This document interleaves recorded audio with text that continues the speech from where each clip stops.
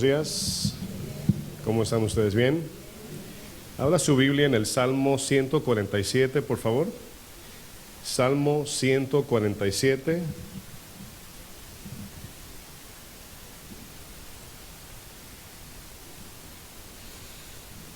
Vamos a continuar con la serie llamada Espíritu, Alma y Cuerpo. Y vamos a tener una continuación del tema del domingo de hace 8 días. El domingo pasado hablábamos de las heridas del alma.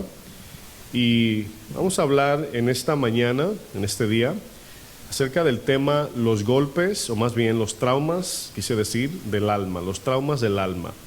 Ponga una marca en su Biblia, en el Salmo 147:3, y me gustaría añadir una oración. Vamos a pedirle a Dios que nos hable y a pedirle, verdad, que me dé gracia para enseñar.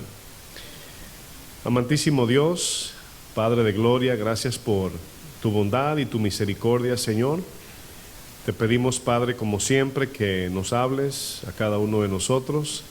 Te pedimos, Padre Santo, que tu gracia no falte tanto en recibir tu palabra como en transmitirla, Señor. Mira a mis hermanos, mira a aquellos que nos ven por las plataformas de las redes sociales. Mira a cada persona que va a escuchar esta enseñanza, mi Dios. Sabemos que de manera divina y soberana eres tú quien transforma el corazón. Eres tú que trae transparencia, Señor, y saca lo oculto de nuestro corazón también, Señor. Ayúdanos, háblanos y dame gracias, Señor, en el nombre de Jesús. Amén.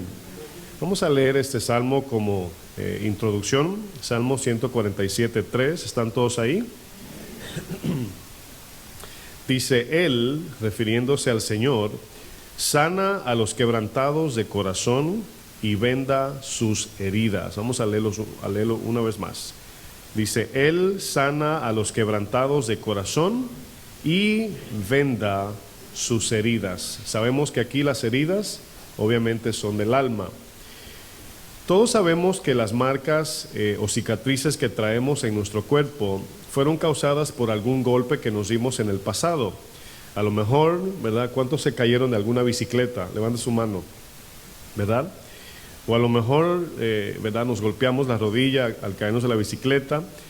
A lo mejor tuvimos un accidente automovilístico, ¿verdad? Yo tengo una clavícula, no me la rompí, me la zafé y tengo ahí la marca. O a lo mejor en alguna pelea física a usted lo golpearon, o quizás te cortaste con el cuchillo, ¿verdad?, de la cocina. Cuando yo tenía unos 4 años en la ciudad de New Jersey, con un teléfono público, me hice una marca ahí la mano se me abrió así. No se nota porque ya hace mucho tiempo, pero recuerdo de eso, nunca se me olvida, y cada vez que veo un teléfono público, el cual ya no hay, pero cada vez que lo veo, aunque sea en películas, me acuerdo de ese día. Las marcas y cicatrices en nuestro cuerpo hablan de algún golpe que recibimos en el pasado. Cuando vemos nuestras cicatrices o marcas en nuestro cuerpo, inmediatamente nos acordamos de esa experiencia en aquel día que recibimos ese golpe. Como ya pudimos ver hace 8 días, en cada evento negativo de nuestra vida se queda una mala memoria plasmada en nuestra memoria, en nuestro corazón, nuestra mente, llamado trauma. Ya conmigo, trauma. Vamos a definir una vez más el significado de trauma. ¿Qué es un trauma? Un trauma, esa es la definición más sencilla, es un choque o impresión emocional causado por un acontecimiento negativo que deja grabado en nuestra memoria una cicatriz o huella que no se puede o tarda en superar. La palabra trauma incluso es una palabra que se origina en el griego, y esta palabra significa sencillamente herida. ¿Qué significa la palabra trauma? Herida. Los traumas pueden formarse por accidentes, catástrofes naturales, acontecimientos negativos, disfunción familiar, violencia sexual o doméstica, maltrato infantil, falta de afecto y amor, y violencia intrafamiliar, y muchas otras cosas más. Los traumas causan en nosotros un desorden tanto psicológico como también emocional. Afectan nuestra manera de reaccionar, de pensar, incluso de medir las cosas al tomar decisiones. Este desorden psicológico como emocional afecta nuestra manera de tomar decisiones, afecta nuestro comportamiento pero también nos afecta en la manera en cómo enfrentamos los conflictos de la vida, cómo lo enfrentamos. Por ejemplo, voy a dar como decimos en inglés, un disclaimer, en paréntesis. Nosotros no creemos que la psicología tiene la capacidad de transformar o cambiar el corazón. O sea, nosotros no enseñamos aquí psicología, porque este tema se asemeja un poquito al tema de la psicología. Tampoco condenamos la psicología, no es del diablo, tiene su beneficio, ¿ok? Hay psicólogos cristianos que se encargan de estudiar el comportamiento del alma y obviamente son los que nos llevan a la palabra, los que son cristianos.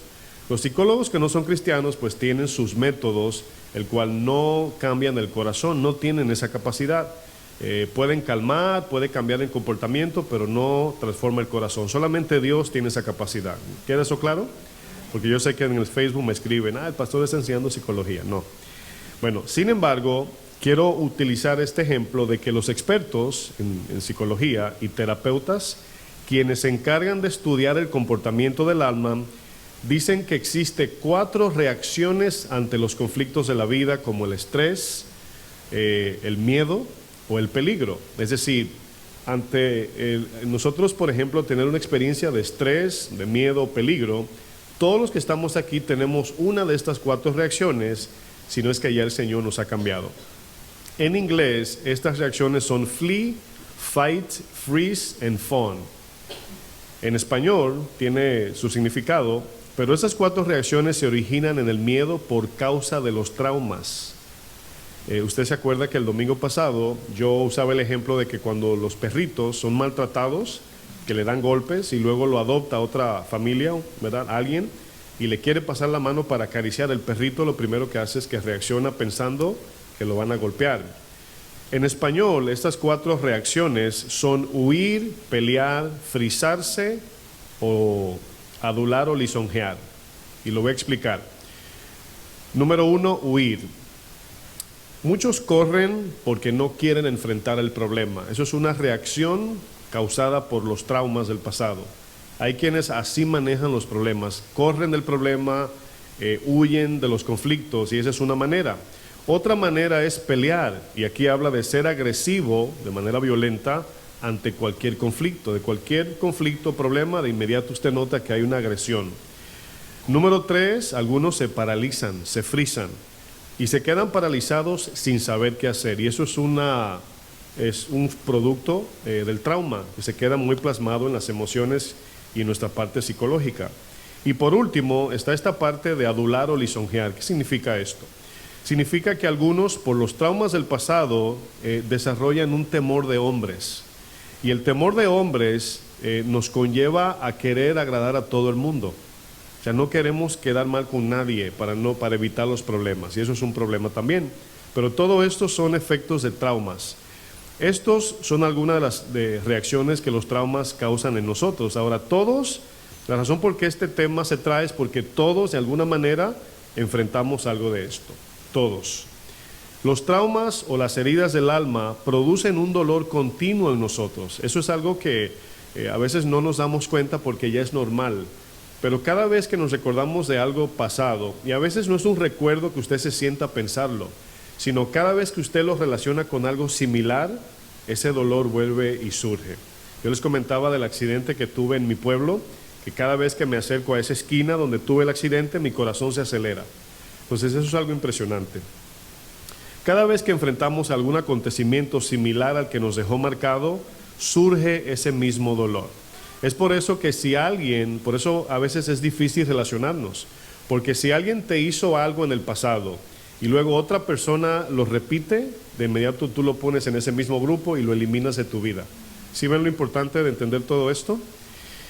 Surge ese dolor, sale una angustia interna del alma que nos conlleva a reaccionar ante estas 4 maneras. O corremos el problema, o nos tornamos agresivos, o nos paralizamos, o terminamos complaciendo a todo el mundo. Bueno, el domingo pasado hablamos de que si alguien te pisa un pie y lo hace sin querer, no se te queda como un pensamiento o experiencia negativa, porque fue sin querer. Sin embargo, si alguien te pisa el pie y lo hace de manera intencional, esto forma de inmediato un trauma en tu corazón, un pensamiento negativo, una experiencia que se queda grabado, y esto también de ahí es donde sale la amargura, cuando vemos que es intencional, al punto que cada vez que vemos a esa persona nos acordamos de ese momento. Miren, esto es tan impresionante que alguien puede alimentarte toda tu vida, puede mantenerte con dinero, sustentarte, ser una buena persona contigo, y un día te hizo algo fuerte y eso es lo único que no se te olvida. ¿Sí se dan cuenta de eso? Es impresionante esto. Esa amargura, mis hermanos, luego da a luz el odio hacia esa persona, y esto produce celos, envidia, chismes, pleitos y hasta posiblemente homicidios. Ahora, no tenemos duda que todo esto se origina en el pecado, pero estamos viendo lo que el pecado causa en los corazones que nos conllevan a tener cierto comportamiento. Es por esto que una generación le pasa su amargura a otra, y ahí es donde la Biblia habla de maldiciones generacionales. Una persona amargada le amarga la vida a otra. Hebreos 12, verso 15, vamos allá a leer este texto de ejemplo. Hebreos capítulo 12, verso 15. El autor a los Hebreos, haciendo referencia a Esaú, hermano de Jacob. Usted, si ha leído su Biblia, conoce la historia de cómo Jacob se le robó la bendición a su hermano, pero fue porque Esaú menospreció la bendición, y estos hermanos estaban enemigos, más bien Esaú de Jacob, y Jacob estaba lleno de amargura. Pero fíjense lo que dice el autor a los Hebreos. Dice, mirad bien, estoy en Hebreos 12:15, mirad bien, no sea que alguno deje de alcanzar la gracia de Dios. Es decir, si nosotros tenemos amargura contra alguien, la gracia de Dios no opera en nuestras vidas, aunque seamos cristianos. Es la parte donde el Señor dice, si tú no perdonas a tu prójimo, yo tampoco te voy a perdonar, siendo cristianos. Dice, que brotando alguna raíz de amargura, y aquí la amargura se entiende que es el corazón, dice, os estorbe, estorbar aquí es el camino cristiano, y por ella, la raíz de amargura, muchos sean, ¿qué dice? Contaminados. Podemos contaminar con amargura a los demás, especialmente y mucho más fácil a los niños. El autor a los Hebreos nos enseña que una persona amargada brota amargura. ¿Una persona amargada qué? Brota amargura. Y al brotar esa amargura, contamina a otros. Obviamente, esta amargura nace de la herida del corazón. Ahora, hay quienes se amargan sin razón. Eso es otro aspecto de este problema. Es decir, gente que se enoja sin razón. Tenemos el ejemplo de Caín, que cuando hizo lo incorrecto, se amargó con Dios y contra su hermano. ¿Y qué terminó haciendo? Matando a su hermano. Fíjense hasta dónde llega la amargura. Es por eso que es importante este tema. Lo mismo sucedió con Esaú, como dije, y Jacob. Esaú, por amor a la carne, menospreció la bendición espiritual y tuvo por menos la bendición de Dios, y cambió por un plato de lentejas su primogenitura, y esto hizo que finalmente se amargara con su hermano. Un amargado contamina a otros con su amargura. Pero fíjense, esta amargura sale por algún lado, por nuestros hechos, pero por donde más fácil sale, ¿alguien sabe? Es por nuestra lengua. Vamos al libro de Santiago 3 para ver un ejemplo, porque uno de los instrumentos más poderosos que el ser humano tiene es la lengua. El apóstol Santiago nos dice en el capítulo 3, vamos a leer desde el verso 5, dice Santiago, así también la lengua es un miembro pequeño. Fíjense, ¿un miembro qué? Pequeño, claro, comparado con el resto del cuerpo, pero se jacta de grandes cosas. Es decir, si usted habla con una persona, su lengüita es más o menos como de 3, 4 pulgadas, quién sabe. Pero de repente comienza a decir, no, yo me gradué de esto y tengo tanto dinero y tengo tantas casas y yo hice esto, y comienza a alabarse a sí mismo, la vanagloria. Y por eso dice el texto, dice, es un miembro pequeño, pero se puede jactar de tantas cosas. Dice, he aquí cuán grande bosque enciende, ¿verdad? Un pequeño fuego, es decir, una chispa. Usted y yo sabemos que podemos pasar un día muy lindo en familia o entre amistades y decir una sola palabra que dañe todo el día, ¿sí o no? Tú decir, ay, se me salió. La lengua, dice Santiago, es un fuego, un mundo de maldad. La lengua está puesta entre nuestros miembros. No olvidemos que la lengua es un miembro, es un músculo. Y los músculos no tienen memoria, sino que la lengua es un instrumento del corazón, para que usted lo conecte bien.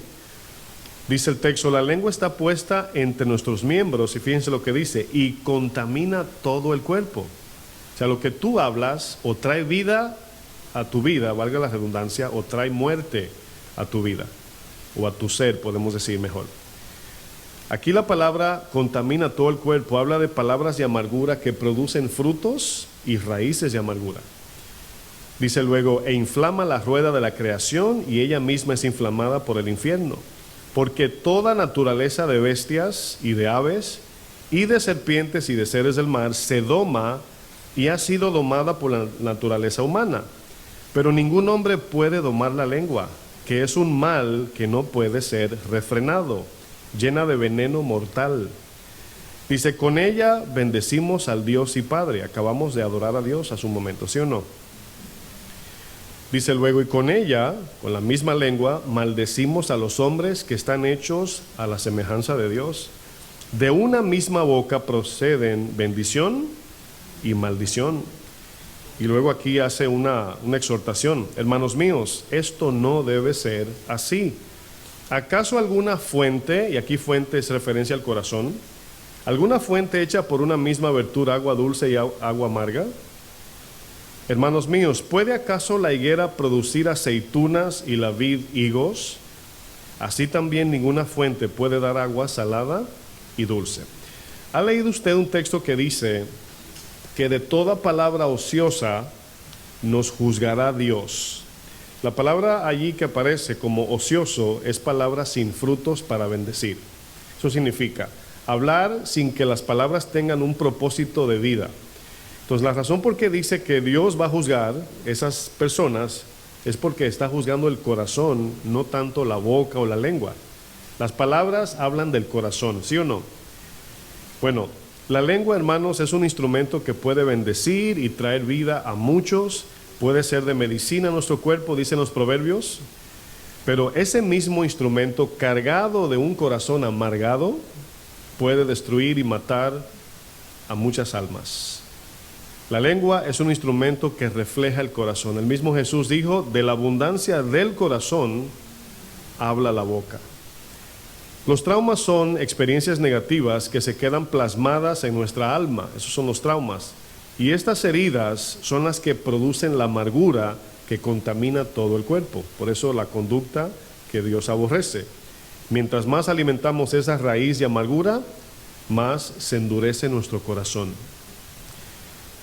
El 2020, mis hermanos, fue nombrado el año de los traumas. 2020. La pandemia dejó muchos traumas de todo tipo. Fue un año donde muchos perdieron a sus seres queridos. Fue el año donde la depresión, el estrés, la ansiedad, los ataques de pánico y aún los suicidios tuvieron el mayor índice, especialmente en los jóvenes. La pregunta, hermanos, es ¿por qué es tan importante hablar de las heridas y los traumas de nuestra alma? ¿Por qué hay que volver al pasado a recordar eso? Jesús nos dijo en su palabra, Juan 8:32, que nosotros conoceremos la verdad y esa verdad nos hará libre. La vida cristiana no solo consiste en esperar la muerte para irnos al cielo. No, mis hermanos, la vida en Cristo también consiste en la transformación de nuestro corazón para vivir vidas libres y llenas del amor de Dios y para llevar a cabo la misión del Evangelio con corazones limpios en un mundo que está tan oscuro y tan amargado por el pecado. Hay mucho estancamiento en la vida cristiana, hermanos, por causa de los traumas, la amargura, las heridas, los abusos y todo ese tipo de cosas. Ahora, si yo preguntase, ¿cómo sería servir a Dios con un corazón herido y amargado? ¿Cómo podríamos ser instrumentos de Dios teniendo un corazón herido y amargado? Cristianos que no perdonan, por ejemplo. Cristianos duros e insensibles en palabras. Cristianos que no han podido ser libres en su propio corazón. La pregunta importante es, ¿cómo vamos, mis hermanos, a predicar de la libertad de Cristo si nuestra propia alma está estancada y traumatizada? Bueno, para Dios no hay nada imposible. ¿Usted cree eso? Dios nos puede sanar de esas heridas y traumas que han estorbado el propósito de Dios en nuestra vida. Pero hay un factor importante, mis hermanos. ¿Cuál es ese factor? Debemos dejar o tenemos que, ¿cómo lo digo? Muchos no se dejan ayudar, es la palabra. Hay que dejar que nos ayuden. No encuentro cómo decirlo. Hay que dejar que nos ayuden. Y esto es el primer paso, mis hermanos, para poder ser libres, sanados, dejar que nos ayuden. A las ovejas, en esta iglesia, y yo como pastor, siempre le digo a las ovejas, yo jamás me voy a sobreimponer como pastor. Nunca les voy a decir, yo soy tu pastor, sométete. Nunca lo voy a hacer. Sin embargo, sí, a manera de exhortación y consejo, le digo, déjense pastorear. Y el que se deja pastorear, obviamente va a recibir la bendición pastoral en el sentido de que Dios, pues obviamente establece un pastor para cuidar las ovejas. Entonces, una ovejita que anda descarriada, y no me refiero tanto que se fue al mundo, sino que anda haciendo sus cosas como quiere, no se deja pastorear, no se deja guiar, pues obviamente pasa como el pueblo en el desierto, que duró 40 años dando vueltas y vueltas y vueltas y vueltas, no recibieron la promesa y murieron con sus corazones heridos. Bueno, usted puede ser un cristiano de 10, de 20 años, de 30 años de cristiano y todavía estar por dentro enfermo. Qué irónico es eso, ¿no? Cristianos de ¿cuántos años? Imagínense que usted, mis hermanos, tenga toda una vida siendo cristiano, toda una vida, y todavía luchando con los mismos problemas. Yo no quiero eso. ¿Usted quiere eso? Yo tampoco. Miren, cuando nosotros vamos al médico, los doctores siempre, o los que nos atienden, nos piden un récord, ¿verdad? Comienzan a preguntar, ¿usted fuma? ¿Usted toma alcohol? En su familia hay, ¿verdad?, herencia de cáncer o diabetes. Y ellos comienzan a hacernos preguntas del pasado para saber cómo van a tratar nuestra condición física, ¿sí o no? Entonces, esto que estoy haciendo es prácticamente lo mismo, pero espiritualmente hablando. Cuando miramos atrás, por ejemplo, hay cristianos que no identifican su propio carácter. Hay cristianos que no, número uno, no lo identifican, y algunos, número dos, no los reconocen. O sea, no todos son humildes en decir, es que yo tengo carácter fuerte, es que yo soy muy enojón, es que yo soy muy chismosa, es que yo soy esto. O sea, muchos no hacen eso, y es muy sano reconocer nuestro propio corazón, ¿sí o no? O sea, si un cristiano dice, yo reconozco que soy orgulloso, ¿verdad? Y luego, por ejemplo, mi esposa me dice, tú eres muy orgulloso, digo, yo lo sé, y ya yo lo reconocí. Pero si yo no lo reconozco, no lo identifico, cuando alguien me lo dice, me ofendo. Pero es una verdad que está allí, y mucho de eso viene de las heridas del alma. Fíjense, estos temas tienen el propósito de identificar nuestras heridas para no repetir el patrón. Esa es la idea que hemos traído desde niños y podamos ser libres en Cristo. Una herida abierta en el alma, mis hermanos, es como una tubería rota. ¿Sí entiende eso? Quiero contarles una historia verídica de una mujer. Esta mujer, conocí un caso de esta mujer en este caso. Ella era excursionista, algunos conocen la palabra hiking o senderismo, son de los que andan con sus dos palitos en los montes o montañas, escalando montañas. Bueno, ella practicaba esto. Y esta mujer un día, en una de sus excursiones en una montaña muy alta y peligrosa en el estado de Colorado, esta mujer estuvo escalando esta montaña y ella se cayó de cabeza de esta montaña altísima y comenzó a rodar cuesta abajo, mis hermanos, golpeándose la cara fuertemente. Resulta que en el momento que iba cuesta abajo, esta mujer pensaba que se estaba ahogando. Ahora escuche bien, iba de cabeza cayendo y se estaba golpeando la cara, pero en su mente ella pensaba que se estaba ahogando. Ese fue su testimonio. Y pensaba que había quedado ciega y sin dientes por los golpes. Lo que pasa es que la sangre se le entró en los ojos y no veía. Bueno, eso es mientras ella iba cuesta abajo. Bueno, ¿por qué esta mujer pensaba que se estaba ahogando? Fíjense qué extraño. Cuando ella era niña de 4 años, tuvo una experiencia de que se estaba ahogando en una piscina al punto de perder la vida. Y luego, 30 años aproximadamente después, en este acontecimiento de su caída de la montaña, le vino ese pensamiento, lo relacionó. Fíjense qué impresionantes son los traumas. O sea, ella cayendo de una montaña, en su mente pensaba que se estaba ahogando. Bueno, esto no quedó aquí. Cuando esta mujer decide buscar ayuda de terapia física por las marcas y los golpes, pues resulta lo más impresionante. El doctor que la atendía abusó de ella sexualmente. Usted piense por un segundo todos estos golpes en la vida. Ahora, yo quiero que usted analice lo siguiente y piense en esto. ¿Cómo usted cree que esta mujer reaccionaba al ver una piscina? O al ver una montaña? O cuando le tocaba ir al médico y ser atendida por un doctor. ¿Cómo usted cree que reaccionaba esta mujer con todo esto que le pasó? Bueno, todos en algún momento, hermanos, debemos enfrentar nuestro gigante para poder seguir viviendo y seguir adelante. Si queremos ser libres de esos traumas que gobiernan nuestra voluntad, así como esta mujer hoy es una doctora y terapeuta cristiana a causa de todo lo que le pasó. Quiero que noten que ella tomó una decisión correcta, aceptó a Jesús como su Señor y utilizó todos sus traumas para ayudar a todos los que pasan por lo mismo. Pues sí se dan cuenta que Dios es soberano y Dios permite esto y dice la palabra que todo obra para bien para los que aman a Dios. Ahora, esta mujer pudo haber caído en una cama y hacerse la víctima de todo lo que le pasó, y aunque es real lo que le pasó y hay que ser sensible, hacernos la víctima no ayuda.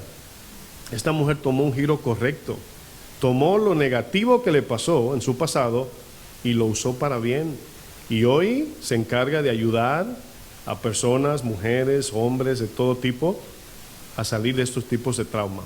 Pero ¿cuál es su herramienta básica o fundamental? Cristo. Cuando nos convertimos a Cristo y nacimos de nuevo, hubieron cosas, mis hermanos, que en un solo instante el Señor se la llevó. ¿Alguien puede recordarse de algo que el Señor así lo quitó, pero al instante cuando recibió a Cristo? ¿Alguien tiene esa experiencia aquí? Bueno, allá atrás hay una mano. Bueno, muy pocos. O sea, piense que cuando usted se hizo cristiano, algo, no estoy diciendo que todo, pero algo de un pecado habitual en su vida, ahí quedó. Otros quizás no. Bueno, Dios, mis hermanos, en ese momento que nacimos de nuevo, erradicó algunas cosas de nosotros. Ahí murieron, ese día que le dijimos sí al Señor. Les cuento un testimonio de algo que Dios hizo en mi vida cuando me convertí al Señor. Cuando yo conocí al Señor, mis hermanos, una de las cosas que Dios me quitó, pero así de raíz, fue la mentira. Y la mentira, si usted es honesto conmigo y no miente, cuando estábamos en el mundo, la mentira era algo muy normal. Para mí la mentira era mi lenguaje. ¿Por qué hablamos mentiras? Bueno, muchas veces hablamos mentira para hacer lo que queremos, para no hacer lo que nos toca hacer. Hay muchas razones por qué mentimos. Los niños desde niños comienzan a mentir. Pero esto era algo en mi vida, mis hermanos, que prácticamente yo era un perfecto mentiroso. El hábito de la mentira fue lo que el Señor me quitó, al punto que el Señor me habló. Cuando Él me quitó este hábito, así instantáneamente me habló. Me dijo, si no quito esto de tu vida, esto va a afectar todo para yo trabajar contigo, cambiarte. ¿Por qué? Porque una persona que habla mentira, cuando el Señor viene a su vida y le comienza a confrontar su corazón, cuando cometemos errores que tenemos que confesar, si somos mentirosos no vamos a confesar, vamos a crear una historia falsa, ¿sí o no? Y esto es algo que Dios en mi vida, mis hermanos, de manera milagrosa lo erradicó, lo sacó de allí. Esta era una de mis luchas desde niño. Si mi abuelo me preguntaba cuando yo salía, ¿dónde estabas?, yo mentía sin razón. O sea, se me hacía difícil decirle exactamente lo que yo estaba haciendo y le hablaba mentira. Bueno, la mentira, hermanos, es algo que aprendemos en casa. Cuando nuestros padres nos hacen promesas y no las cumplen, le estamos enseñando a los niños a mentir. Cuando llama el cobrador y tu papá o tu mamá te dice, dile que no estoy aquí. Usted sí sabe. Cuando tus padres quieren impresionar a la visita y comienzan a inventar historias que tú solamente dices, eso es mentira. Bueno, desde niños aprendemos a ser perfectos mentirosos. La mentira en mi vida fue algo, hermanos, que yo aprendí, pero también era parte de traumas, de promesas, de niños. Esta vez que usted le dice a un niño, te voy a regalar esto, miren, le voy a contar una historia.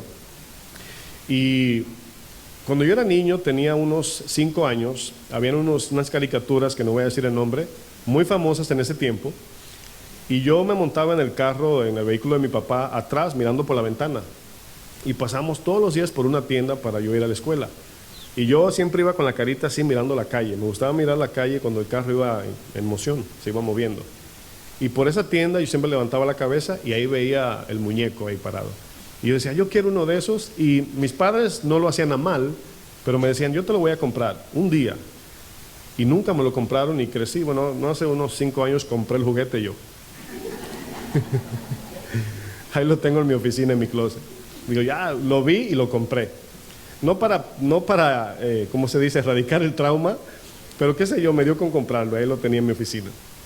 Pero desde niño, ¿verdad? Cuando somos niños, mejor dicho, si tú le dices a tus hijos, te voy a hacer algo que a ellos les gusta mucho, no se les va a olvidar. Ahí lo van a grabar, a veces lo van a escribir en un papelito.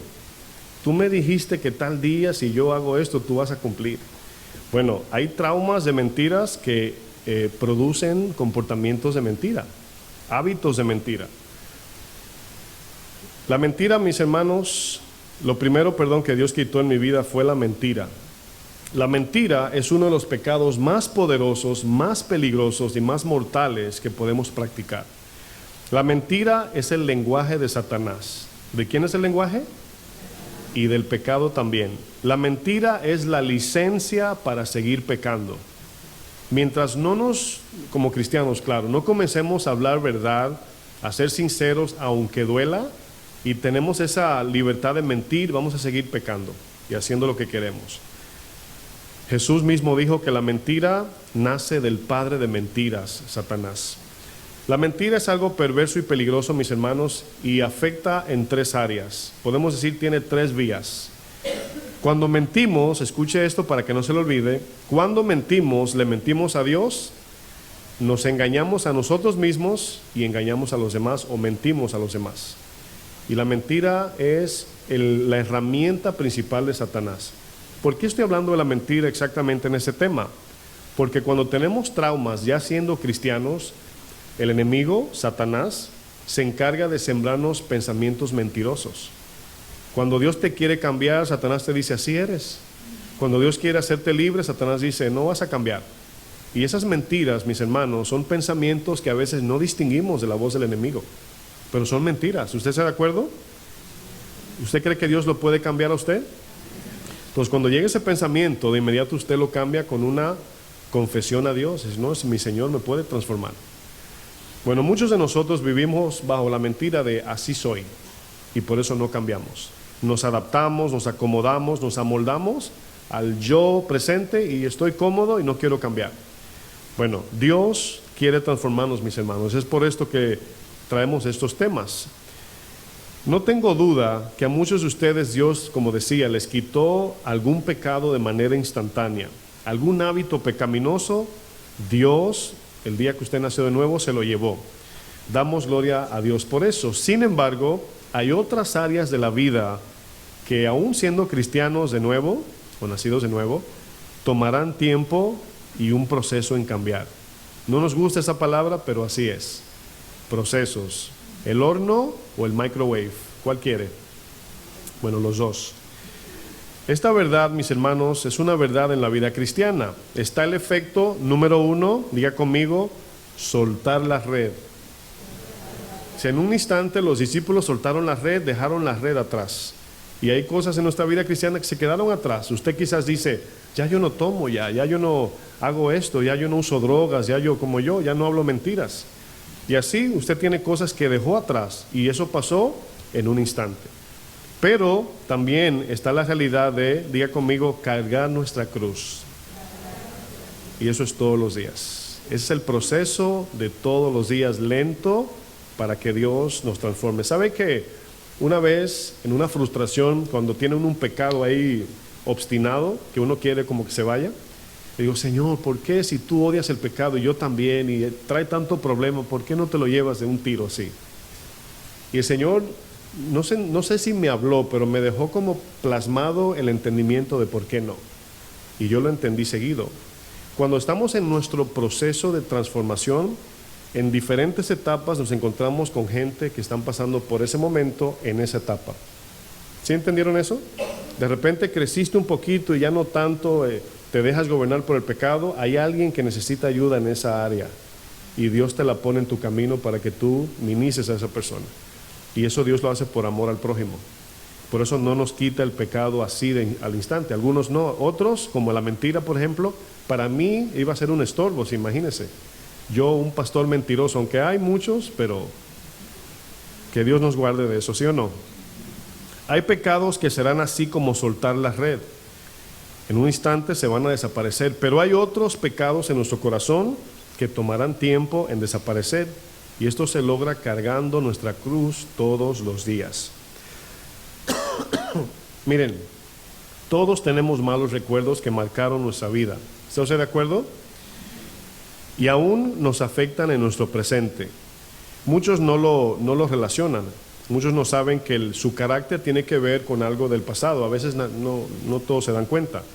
Pero las heridas del pasado, mis hermanos, han tomado el timón de nuestra voluntad muchas veces sin darnos cuenta.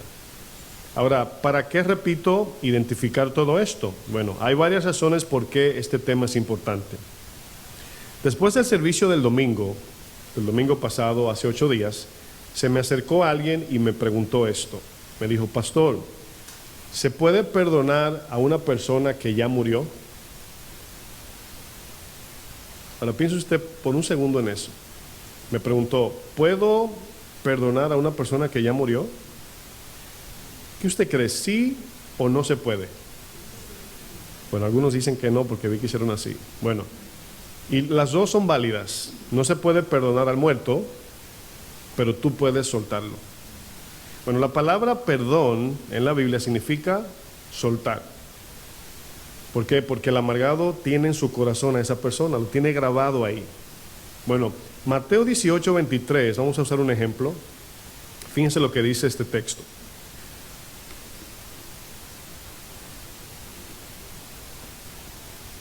Mateo 18:23 dice, por lo cual el reino de los cielos es semejante a un rey que quiso hacer cuentas con sus siervos. Y comenzando a hacer cuentas, le fue presentado uno que le debía 10,000 talentos. A este, como no pudo pagar, ordenó su señor venderle a su mujer e hijos y todo lo que tenía para que le pagase la deuda. Dice, entonces aquel siervo postrado le suplicaba diciendo, Señor, ten paciencia conmigo y yo te lo pagaré todo. El señor de aquel siervo dice, movido a misericordia, ¿qué hizo? Lo soltó. Ahí la palabra soltar significa le perdonó la deuda. Por eso dice luego, y perdonó la deuda. Pero fíjense la palabra le soltó, lo dejó ir. Y soltar, tú puedes tener a alguien preso en tu corazón por la amargura, alguien que te hizo algo que te dolió mucho y te amargó la vida, y lo tienes ahí. Y de repente alguien te pregunta, mira, ¿y la persona que te hizo esto? ¿Ya lo perdonó? Sí, ya yo ni de eso hablo. Y lo ves y de repente como que te vuelve ese dolor y ese enojo y ese rencor nace cuando vuelves a ver a esa persona. Bueno, hay muchos cristianos que una vez fueron golpeados por personas cuando eran niños, adolescentes o aún ya como adultos. Alguien los golpeó en el alma. Alguien marcó tu vida por el resto de tus días. Ese golpe, mis hermanos, dejó una cicatriz en el alma. Si yo les pregunto, levante su mano el que tiene una marca o cicatriz en su cuerpo físico. Levante su mano si usted tiene una marca o cicatriz. Ayer le iba a preguntar a mi suegra, si mi suegra está tranquila. Le digo, mi suegra, ¿usted se ha caído alguna vez? Y le iba a preguntar, yo no, mejor no le pregunto. Pero mira, levantó la mano. Parece que era traviesa cuando chiquita también. Sí, la hermanita Angie que está allá atrás escondida, era traviesísima cuando chiquita, así como la ven. Y muchos que son tranquilos hoy, a lo mejor cuando niños eran insoportables. Pero todos tenemos marcas en el cuerpo. Pero fíjense, a lo mejor usted ve alguna de sus marcas y usted se ríe. Ahora quiero que usted analice lo que dije. ¿Por qué al mirar una cicatriz nos da risa? ¿Alguien sabe por qué? Porque fue algo que hicimos escondido, o nos llamaron la atención y nos dieron una advertencia: si te caes, y sin embargo nos da risa porque fue nuestra culpa. Pero fíjense, le estoy explicando cómo funciona el corazón. O sea, si tú te caes, tú por tu culpa, por desobedecer, y te hiciste, no me hice nada, los niños, ¿sí o no? Se caen cuando lo corriges, no me dolió, pero fue porque saben que hicieron algo mal. Si alguien te golpea sin querer, no pasa nada, pero cuando alguien te golpea a propósito, con mala intención, con abuso, con ventaja, alevosía, se queda un trauma marcado, ¿sí o no? Bueno, cuando hablamos de los golpes del alma, esos golpes que nos marcaron, dejaron cicatrices, que todavía algunos tienen la herida abierta, eso es otra parte. Esa cicatriz del alma, mis hermanos, produce comportamientos, produce pensamientos, sentimientos, y por eso controla sin darnos cuenta nuestra voluntad. Por eso es que nos damos cuenta o nos preguntamos si en verdad vivimos para la gloria de Dios o estamos viviendo según la carne. Las cicatrices del alma, mis hermanos, ¿se pueden ver sí o no? Bueno, yo escribí en mis notas: las cicatrices del alma se ven con los ojos de las emociones. Quizás usted no, como esta que tengo yo aquí, yo la puedo ver con mis ojos, está en mi cuerpo físico. Pero la cicatriz del alma o las heridas que están abiertas no se ven con los ojos, pero sí se ven con los ojos de las emociones. Sí se pueden ver. ¿Para qué identificar las heridas? Y sigo preguntando esto como un propósito. ¿Por qué no mejor dejar todo eso, pastor, tranquilo, allí y en su lugar? Porque algunos sí dicen esto, dicen: pastor, yo no quiero hablar de eso. Hermano, no, nada más de pensar en eso me trae problemas. Y yo sé que hay heridas abiertas. Si los traumas fueran tan fácil de olvidar y borrar, no tendríamos problemas. Fuera fácil, ¿verdad? Y nos comportaríamos como Cristo. Imaginemos por un momento, hermanos, cuando Jesús en sus enseñanzas les dice a un pueblo abusado, oprimido, pisoteado, violado, esclavizado por Roma, lo que vamos a leer en Mateo 5:38. Dice Mateo 5:38: oísteis que fue dicho ojo por ojo y diente por diente. Eso es lo que queremos con el que abusó de nosotros, o el que nos ofendió o nos provocó algún mal. Ojo por ojo, diente por diente. Dice Jesús: pero yo os digo. Ahora, antes de leer el texto completo, yo quiero que usted filtre su interpretación. ¿Qué quiero decir con esto? Tenemos que mirar esto a la luz de Dios, a través de los ojos del Señor. ¿Por qué? Porque si tú miras este texto a la luz del que te ofendió, abusó de ti, te hizo algún mal, en ese sentido no vas a poder entender y lo vas a ver muy cruel el texto. Pero si nosotros volteamos, por así decir, la torta y decimos: ¿te imaginas que Dios nos pague ojo por ojo, diente por diente? Cada vez que haces algo mal, Dios te paga con mal. Imagínense, no estuviéramos aquí parados. Entonces, a través de ese lente se mira este texto, ¿ok? Dice: yo os digo, dice Jesús, no resistáis al que es malo. Antes, cualquiera que te hiera en la mejilla derecha, vuélvele la otra. Trate usted de ponerse en el lugar de este pueblo bajo un régimen abusivo. Dice: y al que quiera ponerte a pleito y quitarte la túnica, déjale también la capa. Como decía, el que te quite el celular, dale también el cargador. Y a cualquiera que te obligue a llevar carga por 1 milla, ve con él 2. El que te pide, dale, y el que quiera tomar de ti prestado, no se lo rehuses. Oísteis que fue dicho: amarás a tu prójimo y aborrecerás a tu enemigo. Pero, ese pero es importante, yo os digo, amad a vuestros enemigos. ¿Usted se imagina el alma, o más, ¿cómo diríamos? El vientre que sentían el dolor aquí, los que escuchaban a Jesús. O sea, ellos estaban contentos que el Mesías vino para que se eliminara Roma, y Jesús trae este mensaje. Dice: bendecid a los que os maldicen, hacer bien a los que os aborrecen, y orad por los que os ultrajan y os persiguen, para que seáis hijos de vuestro Padre que está en los cielos, que hace salir su sol sobre malos y buenos, y que hace llover sobre justos e injustos. Porque si amáis a los que os aman, ¿qué recompensa tendréis? ¿No hacen también lo mismo los publicanos, o sea, los que no son cristianos? Y si saludáis a vuestros hermanos solamente, ¿qué hacéis de más? ¿No hacen también así los gentiles? Sed pues vosotros, ¿qué dice? Perfectos como vuestro Padre que está en los cielos es perfecto. Bueno, obviamente no debemos olvidar que antes de Jesús decir esto a sus discípulos, ya nosotros le habíamos golpeado una mejilla y Jesús volteó la otra en la cruz. No existe, mis hermanos, terapia alguna, no existe psicólogos, no existe remedios, no existe solución alguna de sanar las heridas del alma, o a lo mejor cerrar las heridas abiertas del alma, si no es por medio de la gracia de Jesucristo. Yo pensé que iban a decir amén hasta mañana. Para los oyentes, sé que el tema es tenso, ¿no? Para los oyentes de las predicaciones y enseñanzas de Jesús, escuchar los pasos romanos, ver el penacho rojo, la escobilla roja de su casco, su yelmo, oír los pasos de un caballo o simplemente escuchar la palabra romanos era suficiente para sentir un dedo presionando la llaga en el alma. Nada más con escuchar la palabra romanos. Y Jesús les dice todo esto. Muchos de ustedes, cuando desde aquí decimos que hay que perdonar, a lo mejor sienten el dedo en la llaga. Quizás sienten eso. Muchos prefieren venganza, juicio o condenación con aquel que te causó mal. Y a este público es que Jesús le dice: cualquiera que te hiera la mejilla, vuélvele la otra. Al que te pida ir una milla, ve con él 2. Se está refiriendo a los romanos. Soportar el dolor, mis hermanos, y el sufrimiento de este mundo sin Dios es masoquismo. Pero soportar el dolor y el sufrimiento de este mundo en Cristo es santificación. Lo voy a repetir. Soportar el dolor y el sufrimiento de este mundo sin Dios, ¿qué es? Es masoquismo, amor al dolor. Pero soportar el dolor y el sufrimiento de este mundo en Cristo es santificación, cambio de corazón. Para nosotros los traumas quizás vienen de nuestra niñez, de nuestros padres, familiares o quizás acontecimientos negativos del pasado.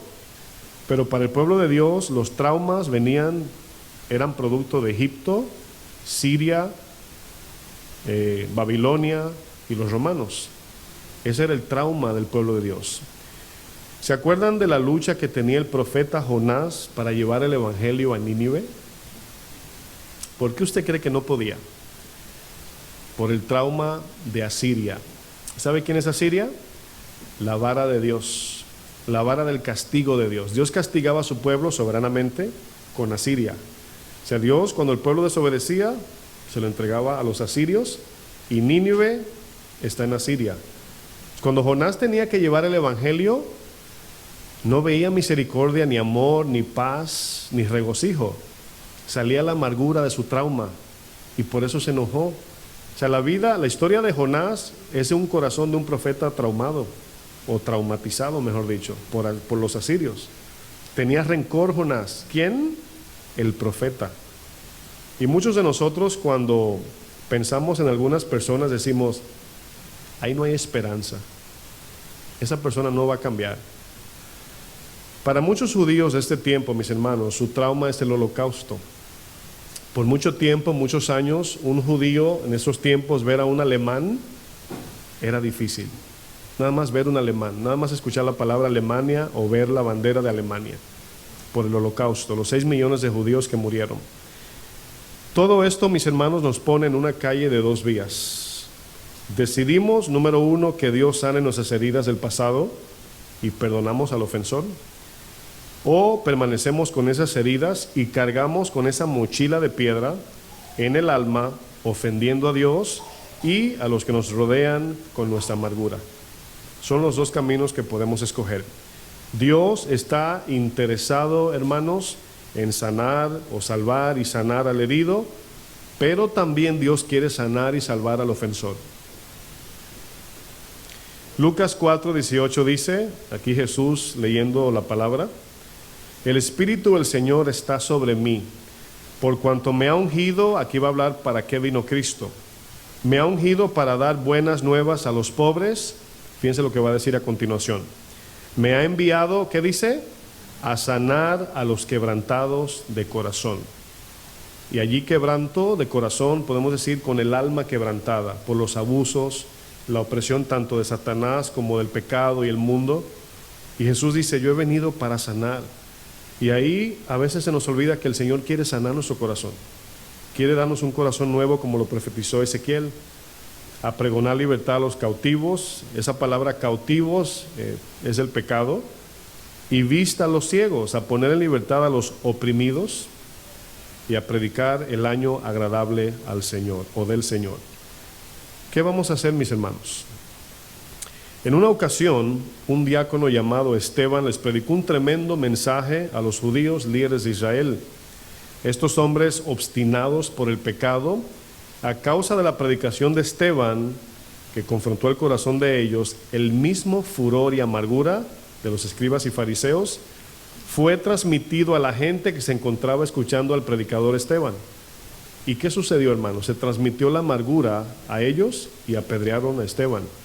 En el libro de los Hechos, capítulo 7, 54, vamos a leer este texto. Hechos 7, 54. Dice, oyendo estas cosas, aquí estas cosas es todo lo que Esteban desde Génesis hasta Jesucristo les predicó un mensaje a los judíos. Dice, oyendo estas cosas, ¿qué dice el texto? Se enfurecían en sus corazones. Y luego dice, y crujían los dientes contra él. Imagínense la amargura, el rencor, el odio en el pueblo de Dios. Y contra un hombre de Dios. No podían ver más allá de sus narices. Dice, pero Esteban, y este pero habla de otro cristiano, de uno que en verdad tiene su corazón limpio, contra gente abusiva, gente que ofende. Dice, pero Esteban, lleno del Espíritu Santo. Significa que estaba en paz, en gozo y con amor. ¿Cómo sabemos que Esteban estaba lleno de paz, gozo y amor? Lo vamos a leer en un momento en el texto. Dice, puesto los ojos en el cielo, vio la gloria de Dios y a Jesús que estaba a la diestra de Dios y dijo, he aquí veo los cielos abiertos y al Hijo del Hombre que está a la diestra de Dios. Entonces ellos, dando grandes voces, y aquí es donde viene un problema de personas con el corazón amargado, se tapan los oídos. No quiero escuchar eso, no me hables de eso. Eso es lo que hicieron ellos. Dando grandes voces, se taparon los oídos. Ahora, lo que Esteban estaba diciendo era verdad, era la palabra de Dios, era de Dios. Finalmente, ¿a quién se le taparon los oídos? O sea, ¿contra quién se taparon los oídos? Sabemos que contra Dios. Se taparon los oídos y arremetieron a una contra él. Y echándole fuera de la ciudad, le apedrearon. Ahora quiero que note, dice, y los testigos pusieron sus ropas a los pies de un joven que se llamaba Saulo. Lo apedrearon y lo dejaron desnudo. Ahí lo dice. Dice, y apedreaban a Esteban, aquí está hablando ahora del acto en acción, mientras él invocaba y decía, Señor Jesús, recibe mi espíritu. Y puesto de rodillas, clamó a gran voz y dijo, Señor, ¿qué dijo? No le tomes en cuenta este pecado. Y habiendo dicho esto, durmió. ¿Se fue Esteban amargado al cielo? No. Jesús dijo esto en la cruz, Señor, perdónalos porque no saben lo que hacen. ¿Cuáles son los peligros de sostener estas heridas sin sanar, mis hermanos? Amargura que produce odio y rencor, venganza y homicidio, mentalidad de víctima. Esto es una muy grande. La gente que tiene algún trauma de alguien que le abusó, le hizo algo, esto es una arma que utilizan mucho. Es que tú no sabes lo que me hicieron, y se quedan en esa mentalidad de víctima y no se dan cuenta que solamente le afecta a ellos. Contamina a los demás, estancamiento espiritual, reproducción de una generación rebelde, porque luego se le transmite a los hijos, cerrar el camino a la salvación, perder la gracia de Dios, como decía Hebreos, y finalmente no alcanzar la salvación. La palabra dice que si no perdonamos, no seremos perdonados. Mateo 18:32 dice: entonces llamándole su señor le dijo: siervo malvado, toda aquella deuda te perdoné porque me rogaste. ¿No debías tú también tener misericordia de tu consiervo como yo tuve misericordia de ti? Entonces su señor enojado le entregó a los verdugos hasta que pagase todo lo que debía. Así también mi Padre Celestial hará con vosotros si no perdonáis de todo corazón cada uno a su hermano sus ofensas. Recordemos que cuando somos ofendidos y esto produce que nosotros o produce en nosotros alguna herida o trauma, en nosotros queda el veneno de la amargura. No se le olvide eso. Es por eso que cuando alguien le ofende, inmediatamente usted, incluso cuando alguien te diga: ay, fulana o fulano me dijo esto de ti, de inmediato tomar una postura de perdonar. De inmediato. O sea, no decir, ¿qué dijo? No. De inmediato: Señor, lo que haya dicho, haya hecho, yo lo perdono, yo la perdono. En nosotros, hermanos, queda el veneno de la amargura cuando no queremos perdonar y ser transformados por el Espíritu de Dios y su palabra. Si tú eres una persona con carácter duro, cruel, sin afecto del amor de Dios hacia los demás, y te justificas que eres así porque alguien te golpeó el alma o en el alma, si tú repites lo mismo, escuche bien, no tienes el derecho moral de criticar tu pasado. Es cuando tú haces lo contrario a lo que te hicieron a ti o lo que experimentaste, que te da el derecho moral para criticar que eso estuvo mal. Es decir, si yo hubiese tenido un padre adúltero que fuera mujeriego, ¿verdad? Y yo luego me torno adúltero y yo digo que yo soy así porque mi papá era adúltero, o sea, no tengo derecho moral. Pero si yo me torno un hombre que ama a su esposa, fiel, de una sola mujer, yo puedo mirar atrás y decir, eso está mal hecho. Pero si yo lo repito, no. ¿Sí entiende lo que quiero decir? Es tu decisión cortar con ese patrón de la amargura para sanar las heridas del alma. Preguntas, ¿qué hago? ¿Es doloroso? Por supuesto que sí. ¿Es difícil? Sin Cristo es imposible. ¿Toma tiempo? Es un proceso. ¿Es posible cambiar? Para Dios no hay nada imposible. ¿Debo perdonar a mi ofensor? Es el primer paso para que seamos libres. Quizás fuiste golpeado o golpeada por alguien en el pasado y esto te dejó marcado o marcada, y esta marca o cicatriz ahora gobierna tu mente, tus sentimientos y aún tu propia voluntad. Ese golpe, mis hermanos, en tu alma te ha causado muchos males. El Señor quiere salvar, sanar y saciar, como veíamos el domingo pasado. Pero si no quieres cambiar porque te sientes o sientes que es muy duro o difícil, te advierto que te convertirás en otro golpeador o golpeadora de almas. Y me imagino que no quieres eso.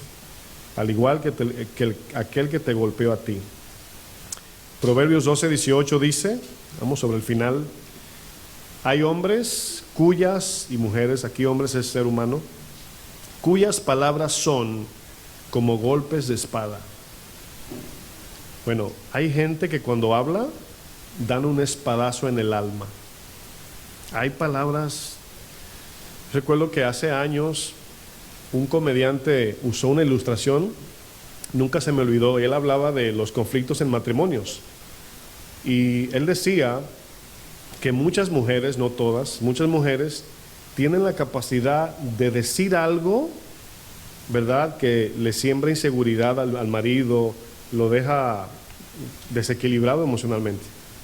Y el comediante decía, cuando decía, hay mujeres que te ponen una bomba aquí, un detonante, y se van, y luego hacen así, con palabras. Hay palabras, hermanos, que impresionantemente, por eso Santiago dice que hay que ser lento para hablar, tomarnos el tiempo para pensar. Dice el proverbista que hay palabras que son como golpes de espada. Dice luego, más la lengua de los sabios es medicina. Hay veces que las personas llegan a la iglesia golpeadas, alguien le habló mal, lo insultó, ¿verdad? Y vienen quebrantados. Y nuestro trabajo en la iglesia pues es crecer como servidores de la iglesia, en ser sabios para que nuestras palabras sean como medicina. Esa es la idea de la iglesia, de poder sanar todo eso. tienes que preguntarte a ti mismo, ¿cómo quieres que tus palabras sean? ¿Un instrumento para dañar, envenenar o destruir y hasta matar a otros con palabras? ¿O te gustaría que tus palabras fueran como medicina para el alma de los que te oyen, especialmente los que tienen hijos? Hay pecados que afectan a nuestro cuerpo físico, mis hermanos, nos enferman. ¿Sí sabía eso? Le voy a leer unos proverbios bien rápido, bien de corrido. Proverbios 17:22 dice: el corazón alegre constituye buen remedio, mas el espíritu triste seca los huesos. Proverbios 14:30, el corazón apacible es vida de la carne, mas la envidia es carcoma de los huesos. Proverbios 16:24 en la traducción al lenguaje actual lo dice así: las palabras amables son como la miel, endulzan la vida y sanan el cuerpo. Hay gente que está postrado en el hospital, a lo mejor lo están dializando, lo están haciendo quimioterapia, y le dices algo bonito de Dios y sienten alivio en su cuerpo. Y hay gente que hasta se recupera, dependiendo a quién tiene al lado de su cama, quién le está hablando y qué le está diciendo. Proverbios 15:4 dice: la lengua apacible es árbol de vida, mas la perversidad de ella es quebrantamiento de espíritu, quebranta el alma. ¿Cuál es el antídoto, mis hermanos, para la sanidad y limpieza del corazón? Fíjense, Efesios 5:18, con este texto termino, dice algo que lo voy a conectar con Esteban. ¿Se acuerda que Esteban estaba lleno de qué? Del Espíritu Santo. Llenarse del Espíritu Santo, mis hermanos, es sencillamente estar llenos de la palabra de Dios en obediencia práctica. Eso significa. Llenarse del Espíritu no es sentir un escalofrío o una emoción o una experiencia sobrenatural o una luz, no. Llenarnos de la palabra y obedecerla. Eso significa llenarse del Espíritu. Bueno, Esteban estaba lleno del Espíritu en el sentido del control del Espíritu, el control de la palabra, el amor a la palabra, la sumisión y la obediencia a la palabra. Eso es estar lleno del Espíritu. Y aquí van a notar por qué lo explico así, porque aquí Pablo utiliza el ejemplo del vino. Ahora, antes de leer el texto, para que tenga un poco de mejor sentido, ¿por qué usted, si alguien me puede decir aquí que era dado al alcohol y lo dejó? Si usted está aquí y usted era alcohólico o tomaba mucho y lo dejó, ¿por qué tomaba? El domingo levantó la mano. ¿Por qué tomabas? Se sentía bien. Para olvidar, esa es la palabra, exactamente. Es un inmunizador de dolores, ¿sí o no? El alcohol y las drogas y todo eso son cosas que la gente usa para calmar los nervios. Es por eso que la gente actúa diferente cuando toma. Hay algunos que si, ¿verdad?, toman, dicen, no, yo nunca cambio, está bien. Pero mayormente los que toman es porque están primero calmando un dolor. Entonces, aquí Pablo utiliza el ejemplo del vino. Y sabemos que cuando tomamos alcohol, especialmente en exceso, toma control de nuestros sentidos. Y dice Efesios 5:18, no os embriaguéis con vino, en lo cual hay disolución, o sea, toma nuestros sentidos. Antes bien, sed llenos del Espíritu de Dios en este caso. Entonces aquí está haciendo un cambio. No te llenes de cosas que controlan tu mente. Llénate del Espíritu. Ahora, no se olviden que cuando estamos llenos del Espíritu, hermanos, no solamente hay capacidad para soportar el dolor, también hay transformación simultánea. Eso es lo bueno. ¿Y qué produce un corazón lleno del Espíritu? Aquí lo dice: hablando entre vosotros con salmos, con himnos y cánticos espirituales, cantando y alabando al Señor en vuestros corazones, dando siempre gracias por todo al Dios y Padre en el nombre de nuestro Señor Jesucristo. Ese es el efecto de un corazón lleno del Espíritu. Ahora, esa llenura del Espíritu, hermanos, es la que nos dice perdona, es la que nos dice sé misericordioso, es la que nos dice olvida esas heridas y entrégaselas al Señor. Por sus llagas, dice la palabra, fuimos sanados. Póngase de pie, por favor.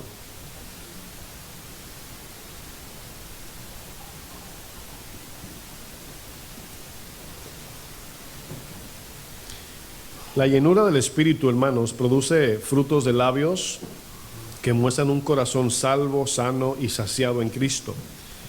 Y muchas veces la La vida cristiana, hermanos, es más que venir a la iglesia, la salvación eterna, todo eso es parte. Pero la vida cristiana es paz, es gozo, es justicia en el Espíritu. ¿Sí sabía eso?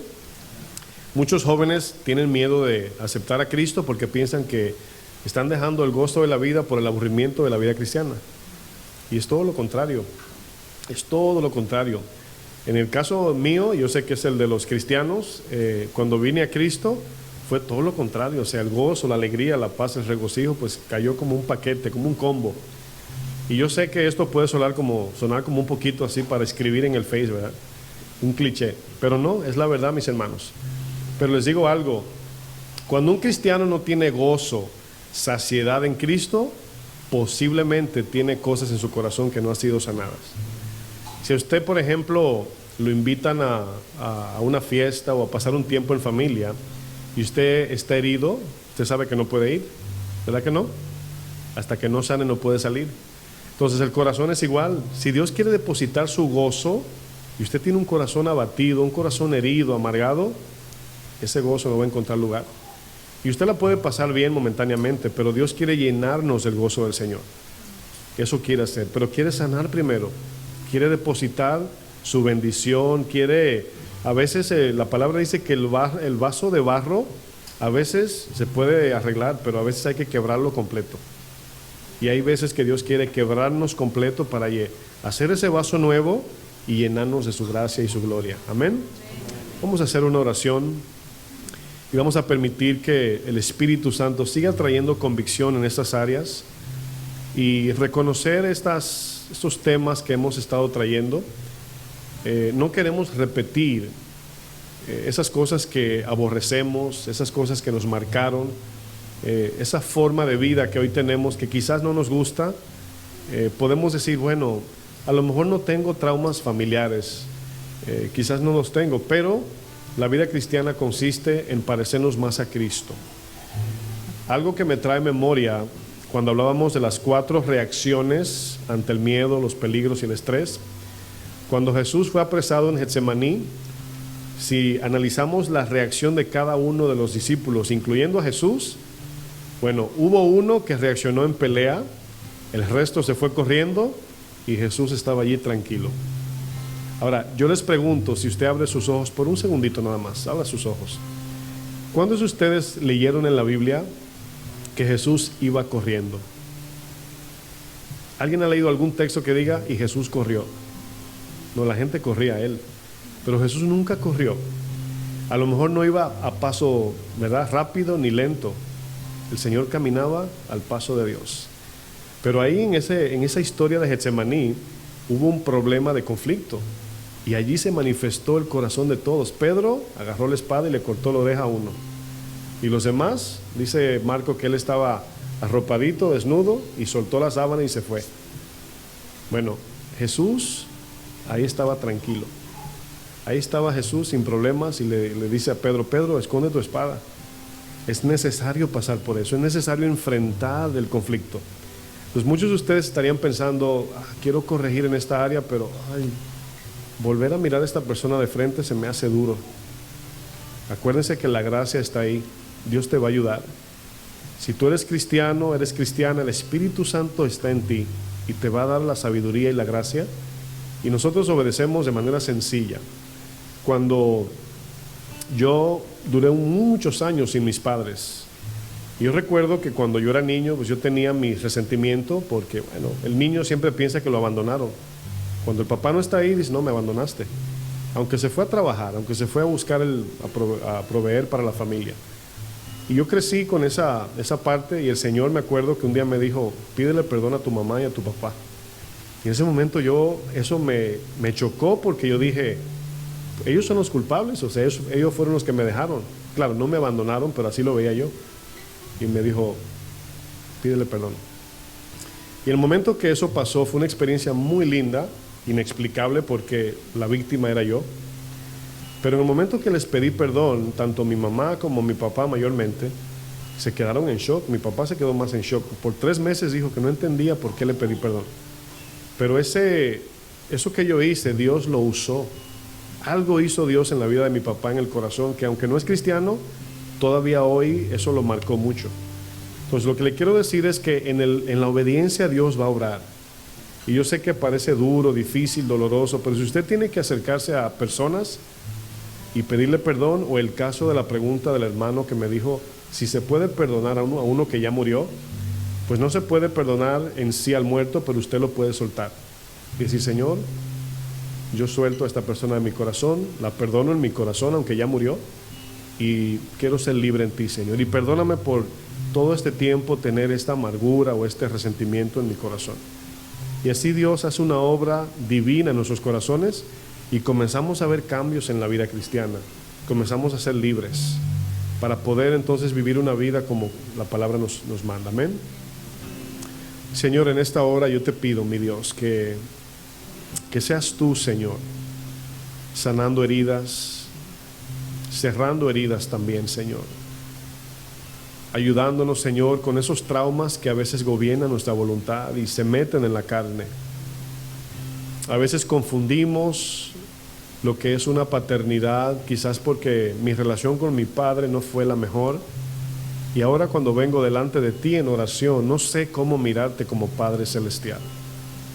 Mi trauma distorsiona la imagen del Padre Celestial.